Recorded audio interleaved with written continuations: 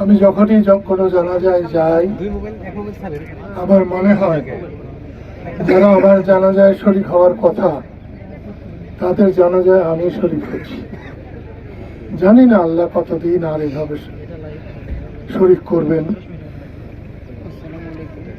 জহের প্রকৃত অর্থেই একজন রাজনৈতিক কর্মী। একজন রাজনৈতিক কর্মী যেভাবে উঠে আসে জহের সেভাবেই উঠে এসেছে।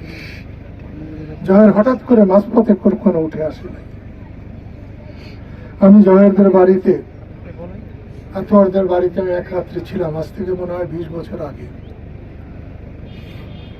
জহের কয়েক মাস আগে আমাকে ফোনে বলেছিল, স্যার দোয়া করবেন, ভালো লাগে না। আসলেই দেশটা এমন হবে এটা আমরা কেউ চিন্তাও করি নাই। আমি আর আমার কথা বাড়াতে চাই না। এমন সৌভাগ্য যে রোজার মধ্যে জহের মারা গেছে শুক্রবার, এবং বারটাও হলো শুক্রবার। এমন ভাগ্য খুব কম মানুষের হয়। আপনাদের সবার কাছে অনুরোধ করি, মাফ করে দেওয়ার চাইতে বড় একজন মুসলমানের জন্য কোনো কিছু নাই। পারলে আপনারা সবাই জহরকে মাফ করে দেবেন।